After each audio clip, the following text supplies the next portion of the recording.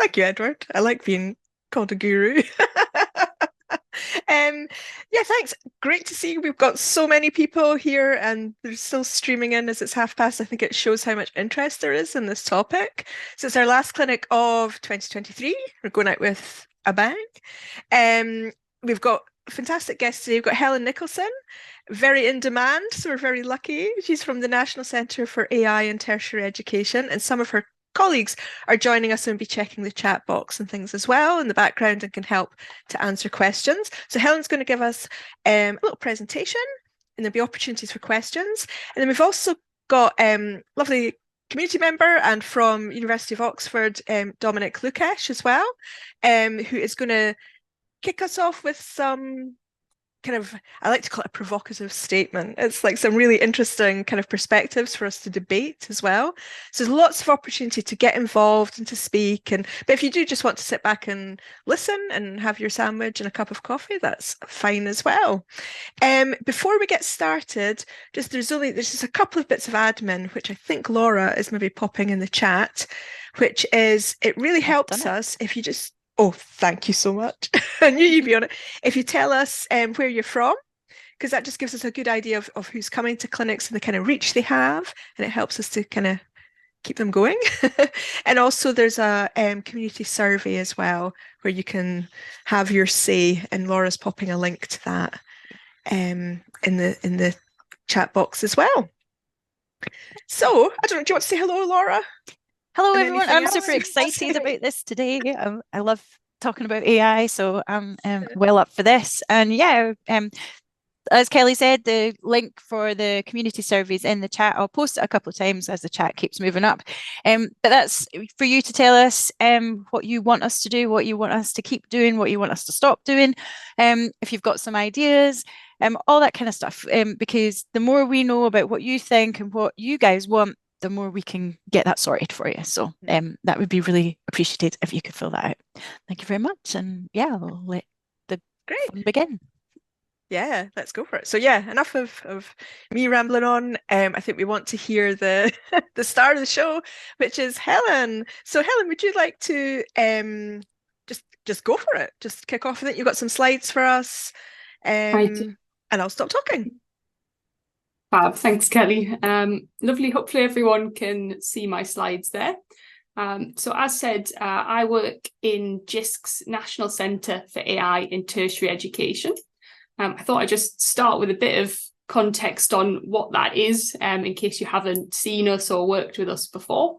So essentially, we're a team within JISC, and our purpose is to support the sector with resources and guidance, basically to ensure that adoption of AI is as ethical and effective as possible, particularly obviously at this time when the technology is evolving so quickly.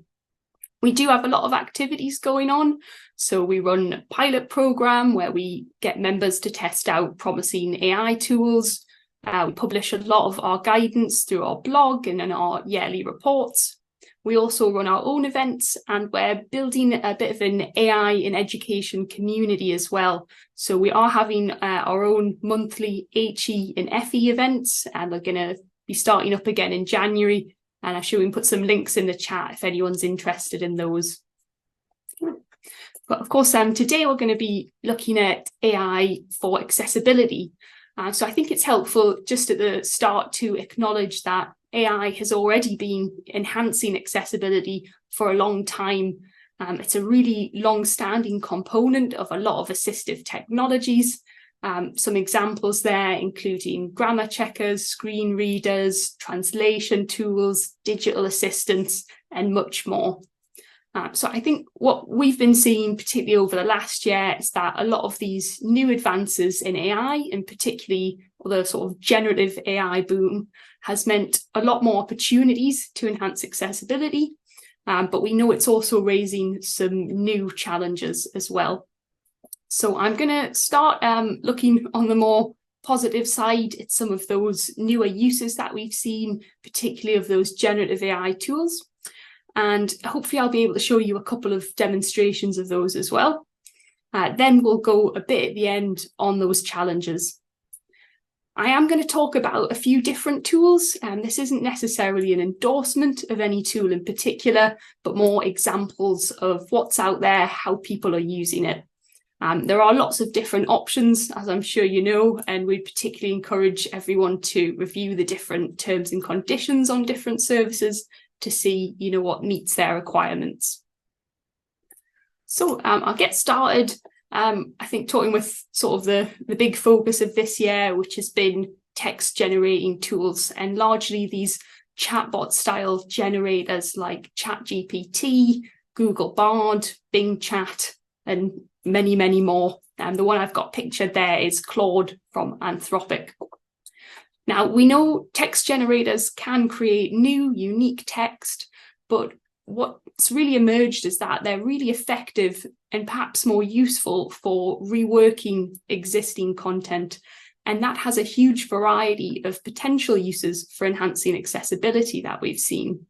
So we're seeing users, and particularly neurodivergent users as well, are utilising these tools to help with a range of tasks, from idea generation, so getting started, you know, from that blank page, to creating easier to read summaries and explanations of complex content, and also to do things like estimate and adjust the tone of their own writing. So what we've seen, I think, from students in particular, is that these tools are really appealing in that they're available at any time, you know, day or night.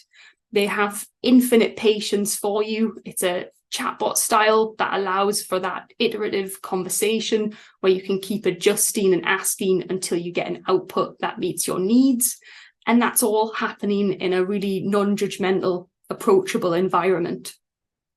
So I say a lot of that usage, it is really user-driven as well. I think we've all felt, you know, these tools, maybe starting with ChatGPT about a year ago, were kind of just released onto us without that specific instruction of what they're best for, what we can use them with.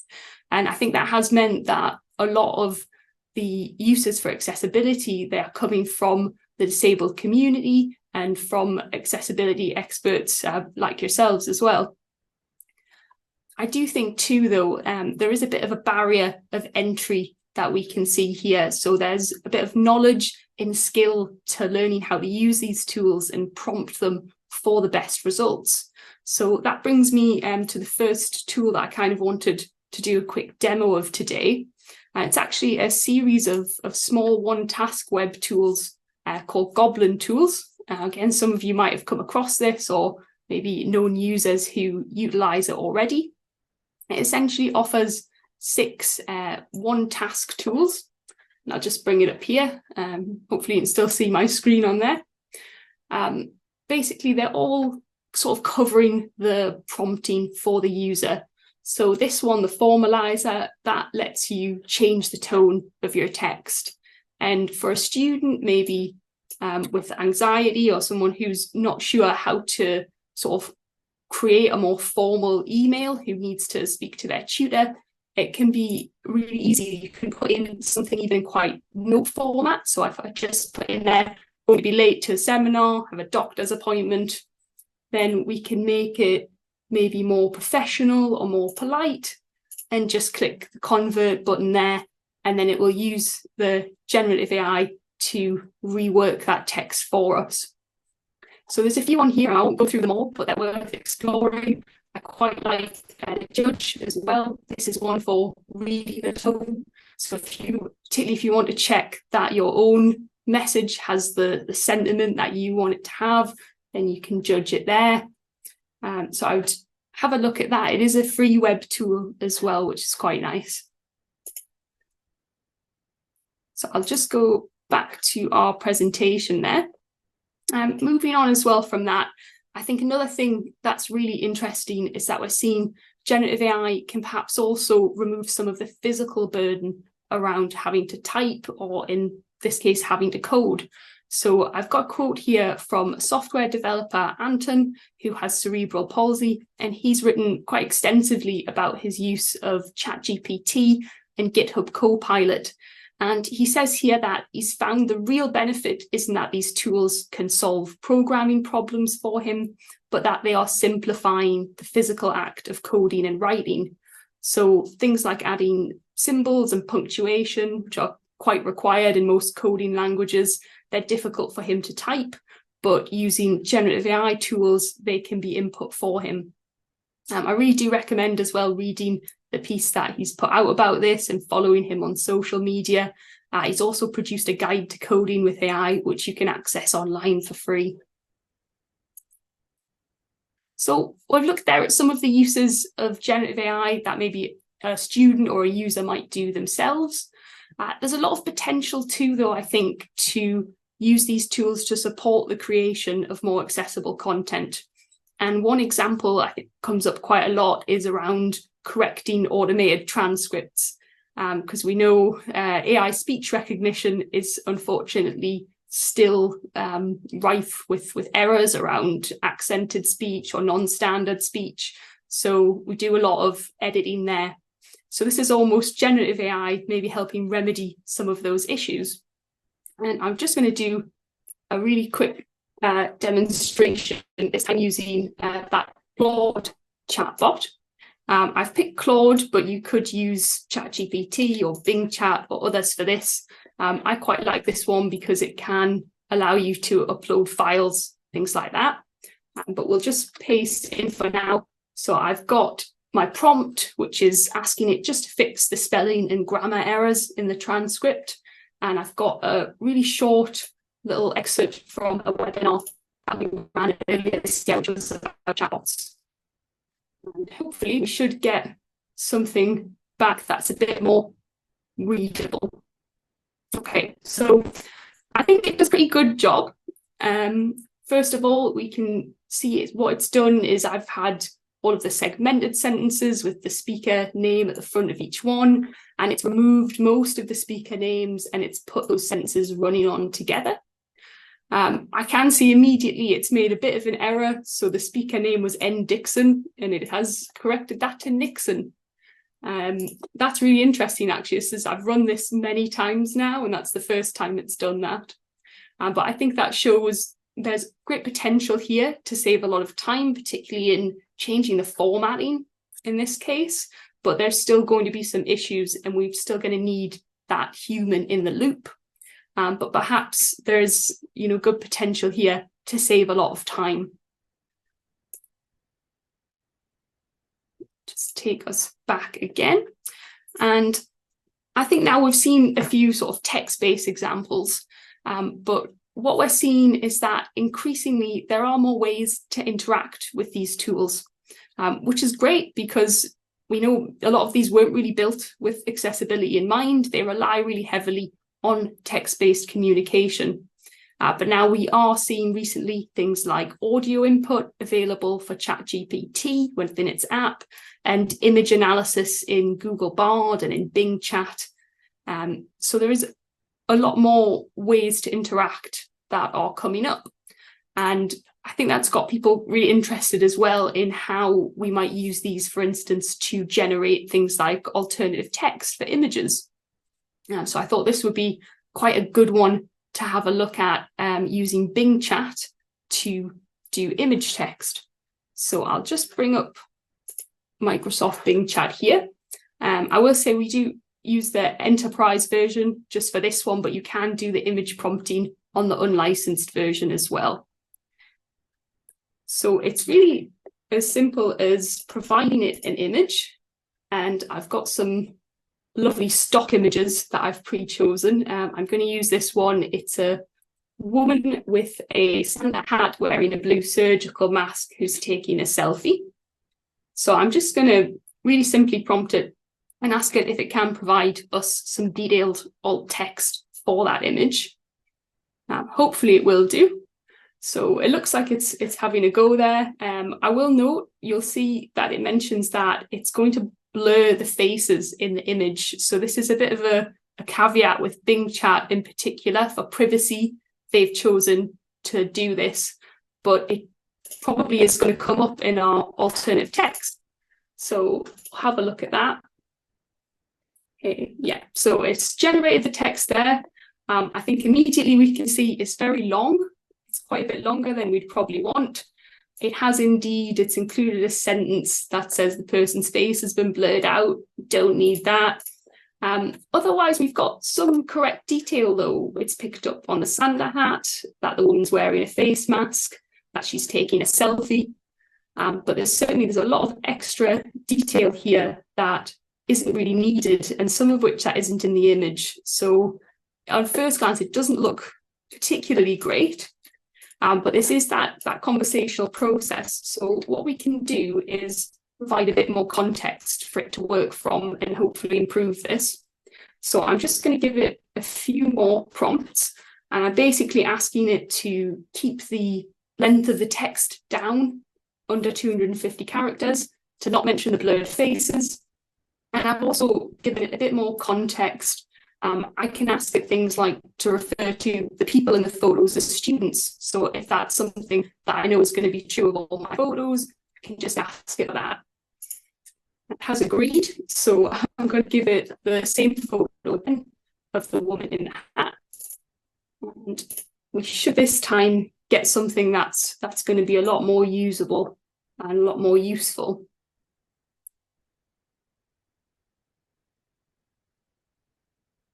Just give it a moment there, it's quite tense.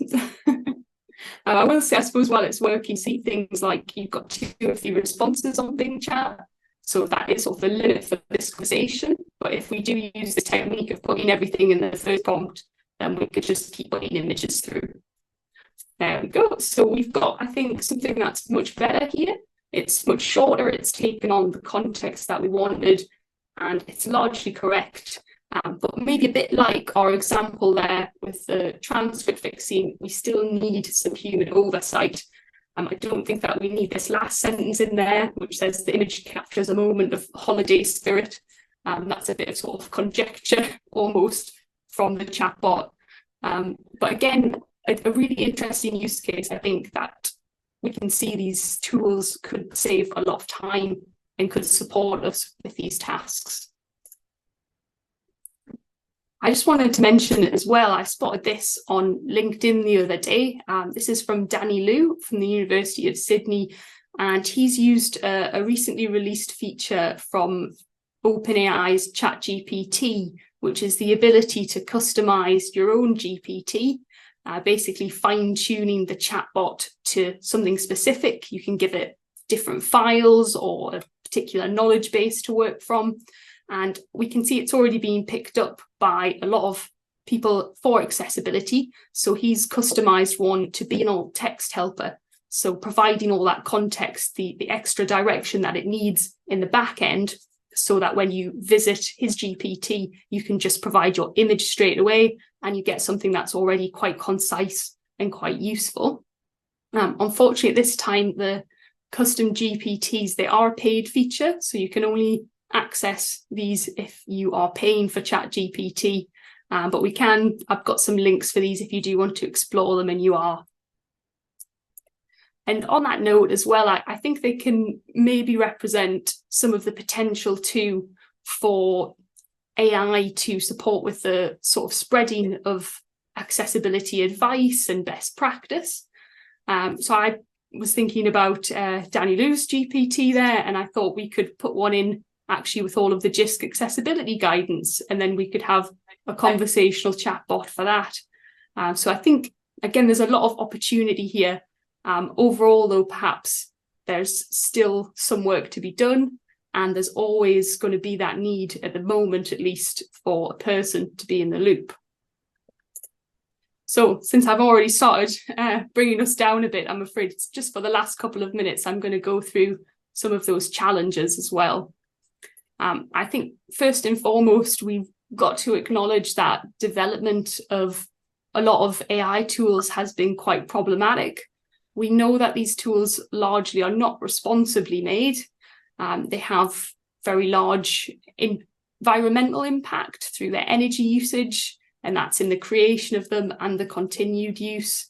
We know now about the human impact as well, the hidden workers who've helped build the guardrails for a lot of these services. And we've got ongoing legal battles and other battles around the ownership of source data and of plagiarism concerns in the output. Bias too, as well, is always going to be a really overriding factor and something to really consider around accessibility, because we do know that these tools can be prone to reinforcing the bias from their data sets. And those data sets, particularly when they've been scraped from the internet, such as in the creation of things like ChatGPT, we know they're from primarily the Western English side of the internet, and they'd be dominated by largely neurotypical writing. I know neurodiversity specialist Liz Chard-Hall, who's done some really excellent talks on using Gen AI tools with neurodivergent students. They emphasize that AI is not a neurodivergent thinker. And I think that's really important to keep in mind, that their outputs can reinforce those biases, and maybe there is concern to be had around using these, especially for students, to change their communication or to change the way they write, and that they could be erasing some of their own creativity and their own voice. This year too, we've had some challenging responses around AI in education. Headlines like Australian universities having to return to pen and paper exams. Whether that happened or not, there's definitely been discussion around whether there's a need to use less accessible forms of assessment because of the worry of using AI for academic misconduct. We've got AI detection as well as a key issue. We've seen from research there, AI detectors are more biased against non-native English writers. They also can come up with a fairly high amount of false positives, which can lead to students being falsely accused of cheating. And of course, all this is really building a lot of anxiety, and that could be particularly difficult for disabled students as well, who might worry that using these as an assistive technology could be flagged as misconduct. Accuracy too, I think we've seen plenty of this today. There's a lot of issues still, and the hallucinations, so the incorrect information these tools can come out with, are still a problem. This was an instance when I was using Bing Chat for the alternative text, where it mentioned there was a Christmas tree in the photo, and there's no such tree. It's just extrapolated that from the rest of the photo. So overall, it's really exciting to see how these things are developing and how we can use them, but we know that they won't be perfect, and we know that we're still going to need, human editors within there. And lastly, we've also got the issues around digital inequality. So it's a major challenge, really, I think, with the current landscape of different tools and different pricing structures. I've got a comparison here of ChatGPT and the Plus version. And fact is, if you're able to pay for these tools, you'll get more reliable access, usually more up-to-date models. In ChatGPT's case, the ability to access or create those custom GPTs as well. And overall, they can be quite expensive too. In this case, we've got a few different tools, and then their monthly costs, which range from around £8 to £16 a month. So if you have 4 or 5 of those, if you were doing your own monthly subscription, you could be paying up to £80 a month potentially, which is just going to be a huge barrier for most users. I think that what we are seeing certainly is that generative AI is being integrated further into a lot of our everyday tools though. Things like Microsoft Copilot and Google Workspaces, they're being rolled out basically as we speak. And this could be really great for accessibility. It'd be easier access, establishing as well the kind of assistance that these tools can offer as more of a standard, perhaps in the same way as we consider grammar checkers or autocorrect as quite a standard tool now. But we don't yet know exactly all of the sort of ins and outs of how these are being released for education. So that's certainly over the next few months a really key area for our team to be looking at and looking at advice around. So I'm sure I've took up plenty of time. I'll just say I see there's still a huge potential of AI to continue enhancing accessibility. as we said, it already is. But there are really key challenges to be mindful of, particularly around bias and unequal access. There might as well be people who don't want to use these tools for ethical reasons. But at the moment, we can see there is a lot of work and exploration happening around AI and accessibility. That's really exciting. I'm looking forward to the discussion next to see what you all think about it and what you're doing as well. And I will say on that note, something that the National Centre do have is we have an online AI map where we share best practice by putting institutions on the map, writing a bit about how they're using AI. And I really would like to hear more about how it's being used for accessibility. So if you are doing anything at your institution that you might think would be suitable, then please do get in touch with us through our email there. And we'd love to have a chat and see if we can put you on the map and share some of those experiences.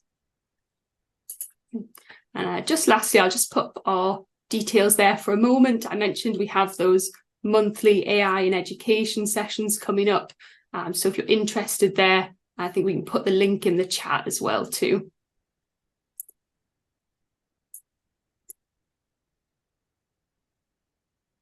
And yeah, that's me. So happy to see if there's any questions or anything around that.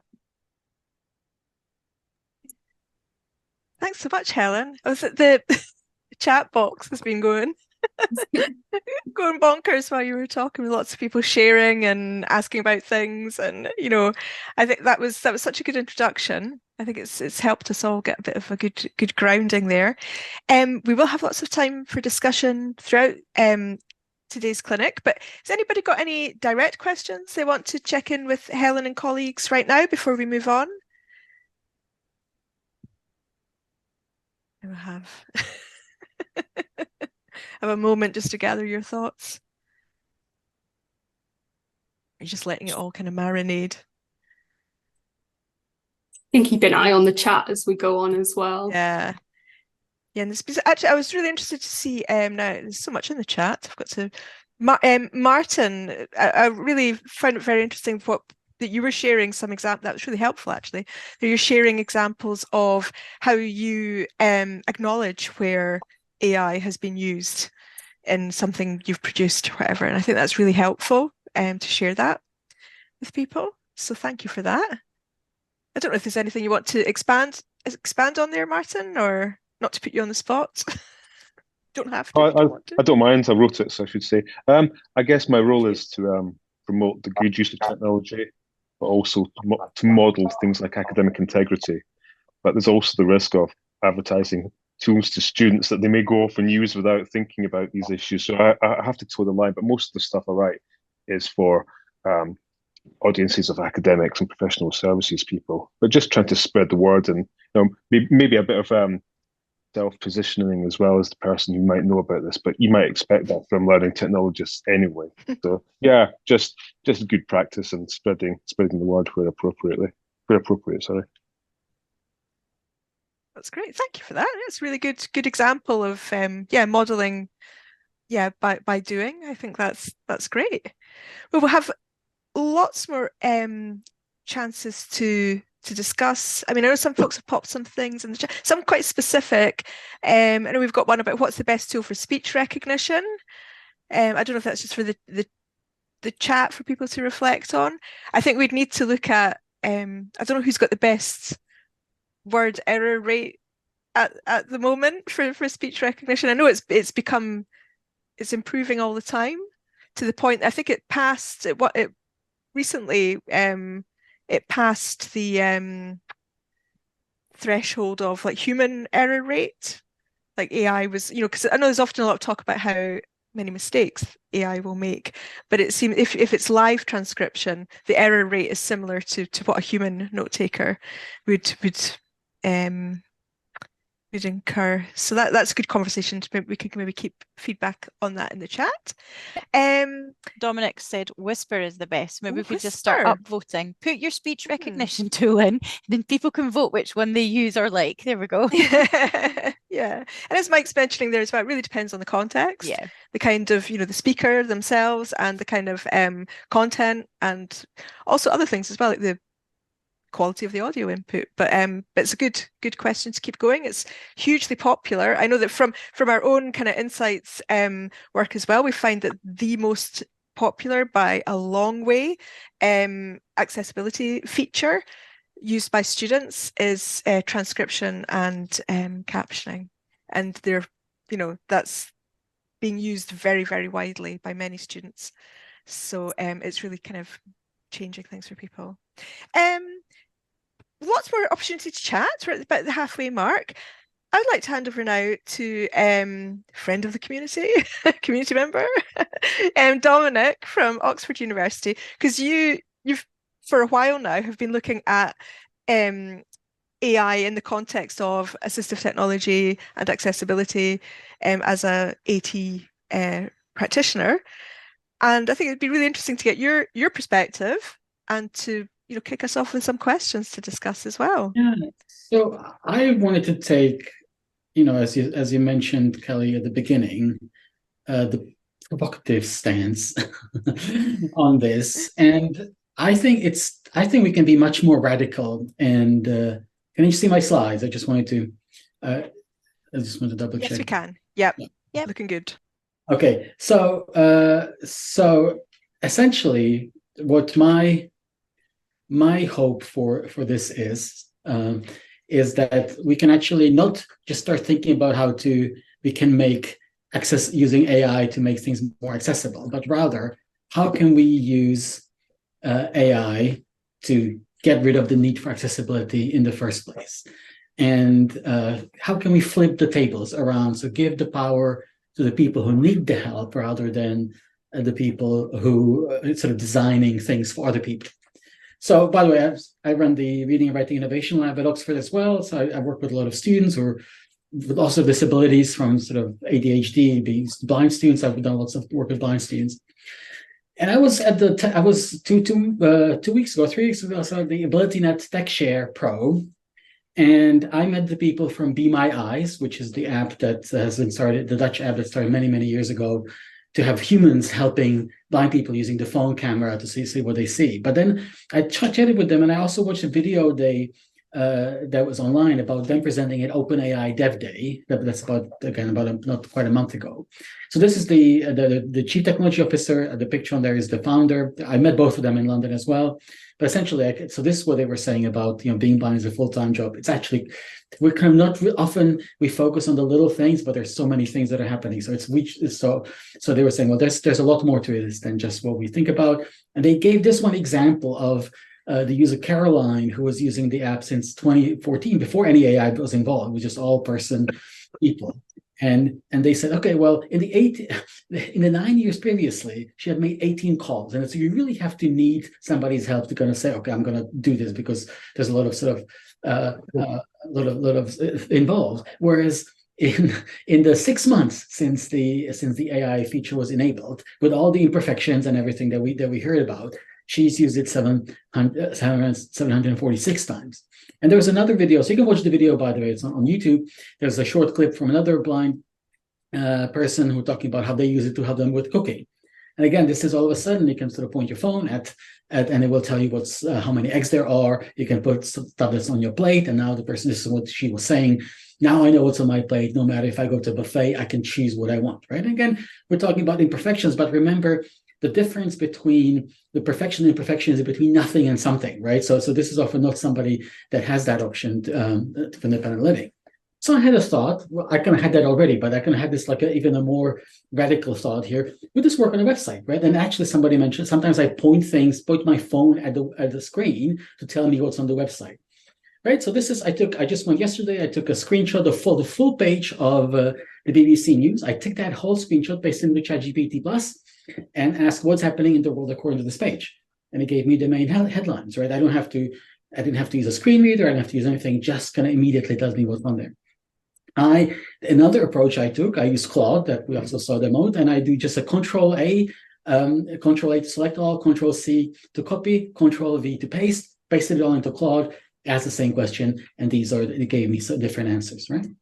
But we spend so much time about sort of trying to make things accessible, and we're failing at it badly. That's just the honest truth. This is just a very brief guide on how to make accessible forms, but the cover barely scratches the surface. Making accessible forms is hard, and it's hard to use them when using a screen reader. So I made a quick form, and I took a screenshot of it. I pasted it into ChatGPT. One of the big issues for a blind person with forms is like, how do you know which forms are compulsory and what sequence they are in? So I just took a form, took a screenshot, pasted it into ChatGPT. Which fields on this form are compulsory? It told me which one are compulsory. Here I go. So I all of a sudden am empowered as the end user. I don't have to rely on the good graces and the sort of the good training somebody may have received as a developer. But I can even take it further and say, okay, write me the things based on what you know about me, and I sort of gave it some information about me into that form that I can just go copy and paste in that form, right?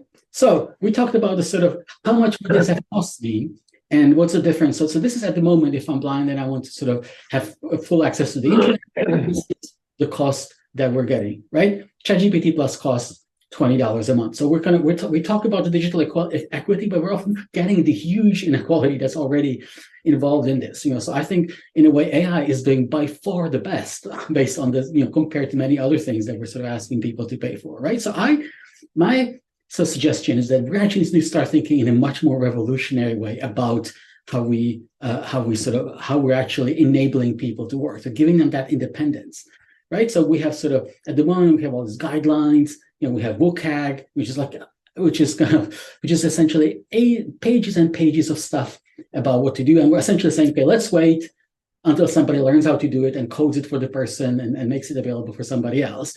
Whereas we can now have the ability to start giving this right. And of course, we're saying let's wait, but if we look, I was saying it's a good thing that the professionals kind of at least really good at it. But this is kind of the evaluation of accessibility sites, the people who provide accessibility services. These are just automatically found errors. I found errors on the RNIB website. I found errors on lots of these professional websites. So we can start giving people that power. So here's another example of something that I think most of you probably don't spend time doing, but I spend a lot of time doing that because I work with so many students.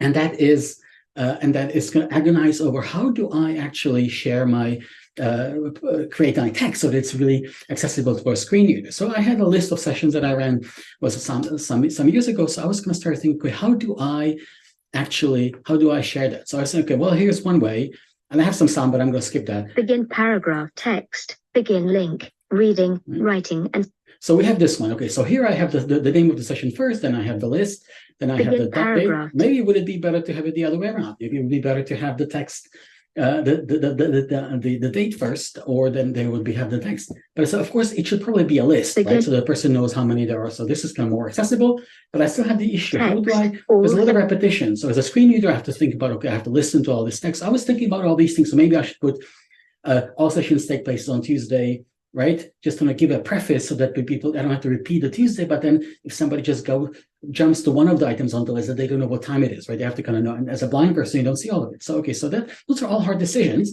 What do I do now? So I just took a screenshot of that whole thing, pasted it into ChatGPT and asked, when is the session about formatting? I didn't have to sort of spell out what it's called exactly. And it told me it's on Tuesday, 1st March, right? So essentially it was able to do this for me. And again, there are occasional errors, but I'm finding very few errors at this level and with this quality, right? So here's another, again, I'm not going to do it in detail, but it's another example. So here's an example of a perfectly accessible website. And if I ask you to listen to this very carefully and ask you some questions, right? So imagine you're listening to this thing about a website. Title, biographies of teaching staff. Right? And then I'm going to ask you some questions. You listen very carefully, everything, but then I ask you different questions. How many module leads are there? How many are women? What is Hubert Lamb's title? What are the names of the other 3 instructors, right? And as a sighted person, you see it immediately, right? You immediately see what all of those things are. Whereas as a blind person, you have to listen to everything to be able to answer those questions, right? So it's not about, whereas if I actually what I just do, if I just kind of pasted that screenshot into ChatGPT, and I ask you those same questions, And you can see it immediately gave me the right answer. I have the overlap. It gave me the right answer. Then I could ask them also for descriptions of the photos, because the right thing to do in terms of accessibility is not to have description, right? The right alt text here is just like the name of the person, or so it's a decorative image. Whereas sometimes the blind person, so that's kind of that's the accessibility thing. But sometimes we want to have a description, right? And we have that hard decision when we're creating alt text. We have that decision right ahead of time. How the decisions. What will the blind person? What do they get to know about that image? Whereas in here, as you can see, if I go back to this previous one, that person most of the time don't care about what the people look like in the photos, but now they have the option to ask when they want it, and they want to ask at the level of detail. So I don't have to worry about what I'm doing for them. They can do it for themselves. So I think that is the really powerful, because at the moment we're asking humans to make text in a way that is machine readable. And over the last 20 years of accessibility, we've been just really bad at it, right? Including the professionals. It's really hard to do consistently. It's really hard to, some of those are really hard to do sessions, right? Because we are all, when we're reading with our eyes, we're semantic readers, right? We're reading for meaning. We're not reading for structure. We don't care about it. Is this heading level 1 or heading level 2, right? So we need semantic screen readers. And that's kind of my big sort of radical message, that I think we need to start pushing on the people who are making these tools to start thinking about how can you incorporate this, so that we actually don't need to have this huge accessibility industry that is just there to make things more screen reader compatible, right? So essentially, screen readers are great, except they force blind people to become HTML experts. You know what headings are, lists are, so many things that nobody else needs to know. Right? This is a guide we just created. We just did an audit of our tools. So this is what you have to tell a blind person, what you need to do to just use one of the pages that we have, right? So remember, when it loads, you need to use Control Home, then press heading to reach H to heading level 1. You need to tab 5 times, hit enter. Use a T to find the table of videos, and you can tab between them. So these are the sort of things you have to remember when using a screen reader. Whereas with just AI, it has a question. It can tell you what's there. It can tell you where to go, right? So I think up until last year, screen readers were a lifesaver. At a cost, it came at a cost, but it was like a wonderful and amazing invention that allowed blind people to be more involved. Now, the next years, they will be slightly behind. But if we keep using the screen readers the way they are, not incorporating some of these amazing potential of this technology, will be keeping people out of, making things worse for people. So that's kind of my big vision. I think there's a huge radical potential for making things better. And despite all the issues, I think it will be an improvement over status quo. So my vision is, let's have a semantic screen reader, and let's kind of encourage the companies who are providing these tools to actually make things that are sort of semantic and focus on the needs of and independence of the users, that we're kind of seeing that option. So that's the radical. So Kelly said, I'm a friend of the community. I'm hoping I still be a friend after this. That even though I'm saying we should probably put ourselves out of a job, but that is kind of my hope, that in 3 years' time, I don't have to do any more accessibility training for anybody, because it will not be an issue. Yeah. Well, I was just saying to Laura earlier, it's maybe we're quite up for a bit of early retirement, maybe. But I think, thanks, Dominic. That was really interesting. I think there was a couple of really interesting things there. There's the overarching, as you're saying, your provocative statement of is AI going to end? Well, a lot of the kind of legwork of accessibility, maybe some of the bits that aren't really a lot of fun, but are very time consuming. And then also, I think the thing about screen readers, I think that was kind of new to me, and that was really interesting. I've worked with people who use screen readers for a very long time. It's kind of where I started out. I've never thought before that, we expect blind people to become experts in HTML, and they do. They have to know all these things about a web page in order to navigate it, and no one else does. It's which is kind of unfair, isn't it? But yeah, I'm really interested in also what other people think about the extent to which AI can help to improve the accessibility of content for our users, and maybe remove some of the more time-consuming aspects. Or, I mean, that's it. We've had accessibility as a concept has existed for a long time, but there's we still have a lot of problems with it. But I know Mike's saying it's dangerous magical thinking. Thank you very much, Mike. Well, everything that I showed I was you, putting that out as a thought experiment for us to everything that I chat showed about. you is possible today, and I know we know people are using it and getting the benefit of today. So I'm not talking one day this will be possible. These are all things I did yesterday when I was kind of making screenshots for this, right? So this is not something that I've invented. And it's failed, and I've been sort of using ChatGPT and all these tools, like testing them all throughout the year. And so I know there are some that they're fairly reliable at this level, So, and again, and we saw that with the Be My Eyes people. So I think that's, and I've talked to some Microsoft people, and I hope that they will just incorporate it into Windows, and they're slowly doing it with Copilot and everything. So I think this can just be the normal way and it will work for people with color blindness, dyslexia. There's so many things that you can actually do for people with this tool, and I'm sort of working with students all the time who are benefiting from it. So I think that should be the direction we should be looking at. Sort of this is, and I'm sort of Mike saying that ChatGPT LM has no real semantic. I'm saying we can have a philosophical discussion about it. I'm very happy to have that one, but it has the understanding of the semantics in a way that the semantic web doesn't, right? In a way, it doesn't. It can find what are the headings. It can find what are the bullet points. It obviously figured out from just a screenshot. This is the form. These are the compulsory fields on a form. Right? So it has something. So it doesn't have sort of real human-like understanding, but it can sort of produce the sort of things that then enable humans to to kind of develop that their access in a way that otherwise we're struggling. So I think that's what I'm not semantic. I don't necessarily mean by it's a human being, but that's kind of where I'm thinking about it. Mm-hmm.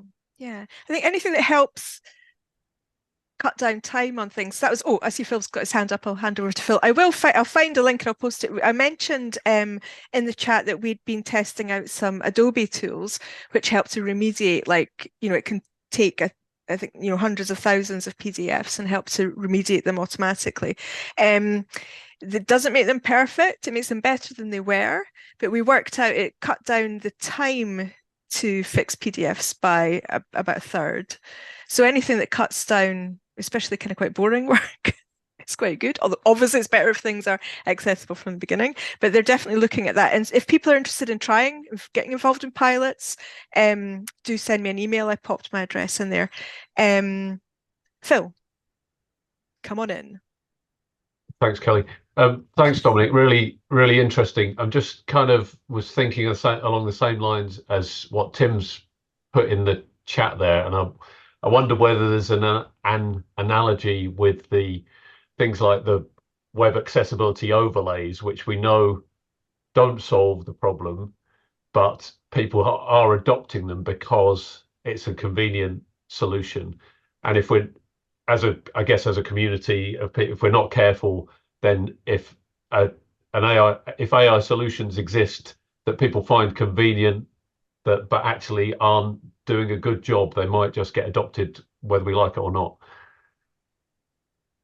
Yeah, well, I think one of the things that I see a lot of the criticism of AI is not applying the same criteria for ethics, accuracy to the status quo, right? So somebody, talking about bias, so I just had a conversation on Twitter with somebody. It's like, well, if you ask ChatGPT to write a story about a Mexican going to the US, it will be writing about immigration, right? So immigrants as opposed to maybe a foreign exchange students, and every time we'll do it. But if you Google story about a Mexican coming to the US, it will, all the 10 top results will be about some illegal immigrants and stuff like that. So that's what the newspapers are writing about. So all of a sudden, that's what everybody's exposed to all the time. Whereas in fact, if you ask ChatGPT to give me 20 ideas for stories about a Mexican coming to the US, you'll get 10 that are wonderful, beautiful, heartwarming stories, nothing to do with immigration. So in a way, you have that sort of opportunity to go even further. So that's kind of an example of that. The same goes for we talk, okay, there's the cost issue, but again, compare it to how much we're charging people for JAWS or Read and Write Gold, all of these things that are sort of much more expensive, much more limited in what they can do for you. So that's kind of where I'm thinking. Be My Eyes, by the way, is free. So OpenAI is actually, they're living for donations. And OpenAI approached them. They thought, okay, you will look like you would be good use case for this. And I talked to the Be My Eyes people and said, we were very skeptical of this. This couldn't possibly work, but we see the results. 6 months later, they're saying, this is great. This is actually helping people. And by the way, I could spend just as much time talking about these are some limitations of the technology. So it's not panacea. It doesn't do everything. But I think compared to the status quo, it is, because we're seeing so many inaccuracies, so many PDFs that are completely inaccessible, so many PowerPoints nobody can ever access. So getting just slightly better than what we have right now, despite some inaccuracies, I think there will just be an improvement. Well, it might serve us to open our minds a little more and look at the potential rather than the limitations. So thanks for that. I think that's, it's really good, way to approach things. I think, being open to the potential, but also keeping that, I think it does no harm to have a critical eye on things and weigh up the pros and cons, I think, with any technology. So and that's why it's so good we're having this conversation. That's what this is all about. Can I just say one more thing? We talked about Sure. this speech recognition. When I mentioned Whisper is an open source model, speech recognition by OpenAI. And you can try it if you have the ChatGPT app on your phone, even the free one, and compare it to the Google Dictate on your phone or whatever, Apple Dictate. And because you can either use the Dictate on your keyboard, or you can dictate into, there's like a special voice button on ChatGPT. And Whisper, you can even speak multiple languages. You can say, how do you say, excusez-moi in French, in English, whatever, or in Russian. And it will actually do all of these things, whereas none of the other speech recognitions can do it. So it's a really good system for sort of recognizing, using a very different approach than speech recognition by Google or Microsoft or Dragon. And it essentially looks at it as a whole, and it does a very good job of transcribing things. And then you can use ChatGPT to clean up the transcript in a way. So I've been very, very happy with it. I use that to dictate into my phone more often than the actual dictation. So that's kind of good. If you want to try it, that's a good thing to try. You can try it for free. But it's also an open source model that you can incorporate into your own app, people can develop into apps and so on.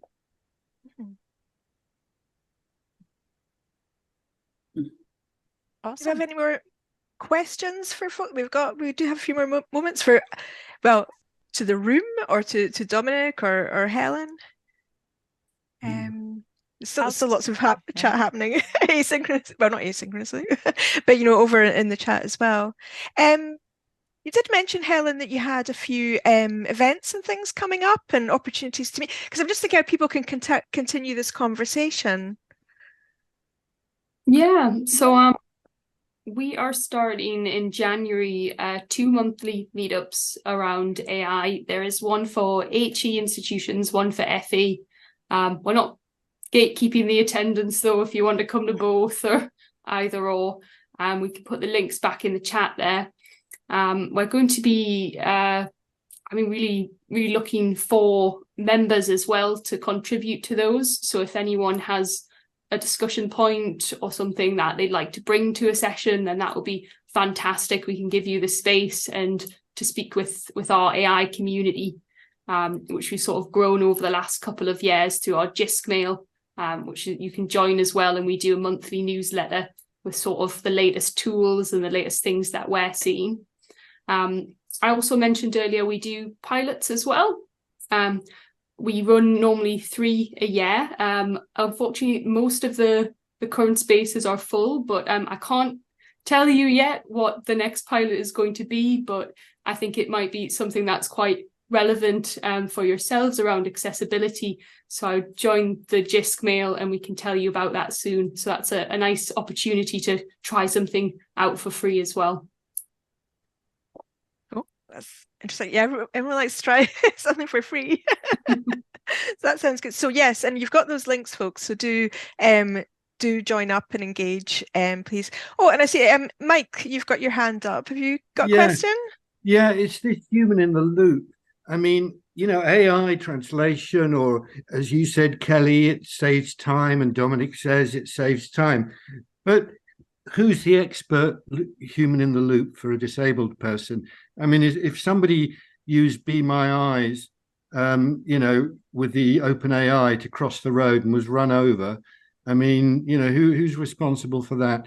So where is this expert human in the loop for a disabled person? I think you overestimate how much support blind people get. They crossing streets all the time without support, right? And we sort of build the space in a way for them. Yeah, but the worry is that when they do it without the AI, I mean, how many people you read have gone off with a sat nav into the river? The problem is this magical thinking of not understanding how AI works, and you hand over your normal sense to the AI, and that's the danger, I think. But anyway, I would say no, but like pretty much, except for the one first person who everybody read in the news about, nobody's actually run into the river using sat nav. They have. There's been cases around the world. It's still going on. But I think again, I'm asking, really look at the status quo, right? How much support are the people getting at the moment? And they're always using their judgments. Is it important information? Is it not important information? So I think that's important to maybe have that sort of fallback for human support. Right, but the danger is people who are human support at the moment. People could cut them out and say the AI does it. You won't need it. I can just see universities do it. I can see other people doing it. I take Phil's point. Sorry? They already do it in so many hidden ways by not giving enough resource. There genuinely is. We're not imagining this world where everything is perfect and everybody has like a guide all the time, and so that's kind of what I'm just going comparing that level of the current support. Like I was just talking, not just universities. I was just talking to a visually impaired student who's severely visually impaired but can see and read and like that. And the county council they had to keep up their braille skills because the county council, instead of sending them large print, they had them as registered blind, was sending them braille. I'm just imagining, Dominic, your university sending you a ChatGPT letter saying thank you for your help, but we don't need you anymore. Well, I mean, if the technology gets to that place where that can be done, I think that's kind of what I'm hoping for in a way. I think this kind of highlights the importance of work that Helen does. So having someone who's on the side of AI, who's building these opportunities and considering accessibility from the outset with these tools, so that at least it doesn't end up being like when they've made the products in the first place and then we have to crowbar accessibility in afterwards. We need everybody to be inputting as we have these discussions so that accessibility is always considered from as early a point as possible. So, but wonderful heated debate. I love it. Yeah.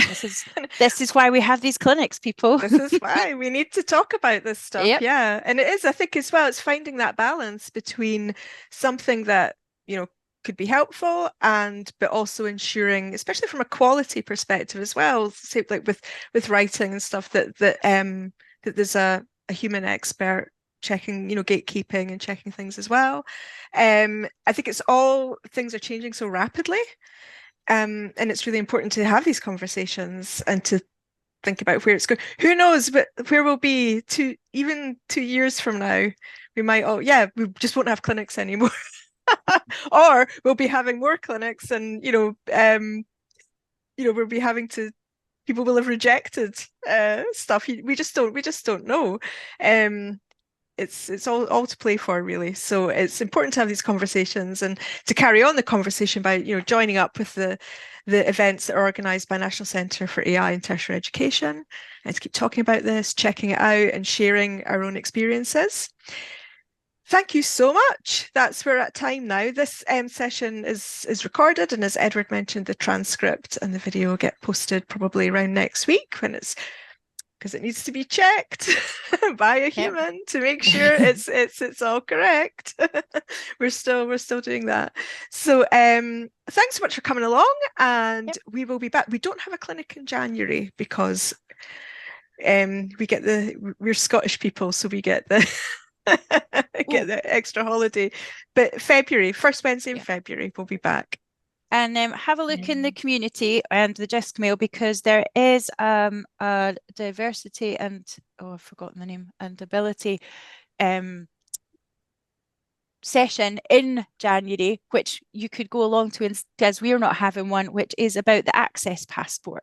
So we love that. So I'll put the link into the community, but that's happening in January, so you can sign up for that. So it won't be us, but it will be amazing. So yeah. Yeah, go to that. It's really interesting. If you've not seen it before, I think you'll be very blown away by it because it's dead cool. And that's my technical review. It's dead cool. So thank you so much. Thank you so much, especially to Helen and to Dominic as well. Yeah, we've just got a question. Yes, it is anybody who missed the start. This has been recorded and it gets posted. It goes onto YouTube and also onto the clinic page as well. And I generally send an email to the lists just reminding people that it's been recorded.